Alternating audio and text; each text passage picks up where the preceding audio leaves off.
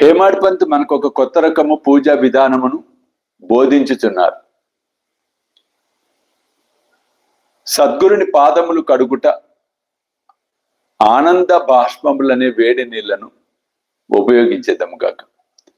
అంటే బాబా యొక్క పాదాలను కడగటానికి మన యొక్క ఆనంద బాష్పాలు ఏవైతే ఉంటాయో ఆ వేడి నీళ్లను వాటితో, అంటే చూడండి, అంటే ఇది ఇమాజినేషన్, భావన చేయటం, కూర్చొని కనులు మూసుకొని ఆ విధంగా చేస్తున్నట్లుగా. స్వచ్ఛమైన ప్రేమను, చందనమును వారి శరీరమునకు పూసెదముగాక.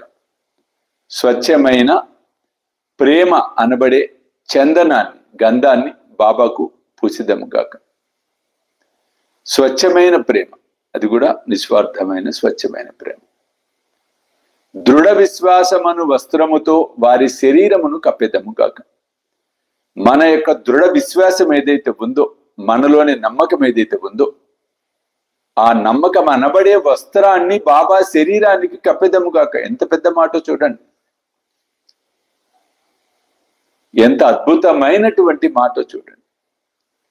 మన దృఢ విశ్వాసాన్నే వస్త్రం కింద చేసి బాబాకు కప్పెదముగాక. అష్ట సాత్విక భావనలనేది 8 తామర పుష్పములను సమర్పించేదముగాక. వాళ్ళ భావనలను 8 తామర పుష్పాల్లాగా చేసి, అంటే భావన చేసి, అంటే అటువంటి అష్ట సాత్విక భావనలు ఏవైతే ఉన్నాయో వాటిని బాబాకు తామర పుష్పాల్లాగా సమర్పించేదాం కాక. ఏకాగ్ర చిత్తమైన ఫలమును సమర్పించేదాం కాక. ఫలం అంటే ప్రసాద నివేదన చూడండి, ఏ ఫలము, ఏ పండు, మన ఏకాగ్రత. ఏకాగ్రతనే పండు కింద చేసి ఆ పండును బాబాకు సమర్పించేదాం కాక. భావమును బుక్క వారి శిరస్సుపై చల్లి భక్తి అనే మొలతాడును కట్టెదము కాక. సద్భావన, ఒక మంచి భావన అని ఒక అత్తర్లాగా చల్లి భక్తి అనే మొలత్రాడును కట్టెదము కాక. చూడండి, మన భక్తి మొలత్రాడుగా చేసి బాబాకు కట్టెదము కాక.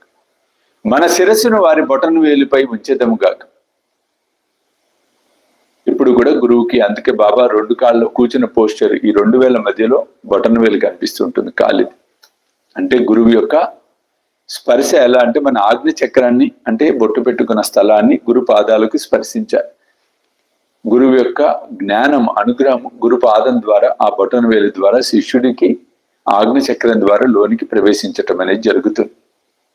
కాబట్టి ఇక్కడ కూడా ఏమని చెప్తున్నారంటే, సద్గురుని మన శిరస్సును వారి బొటన వేలిపై ఉంచి నమస్కరించేదాం కాక. సద్గురుని ఈ ప్రకారం నగలతో అలంకరించి మన సర్వస్వమును వారికి సమర్పింతుము కాక.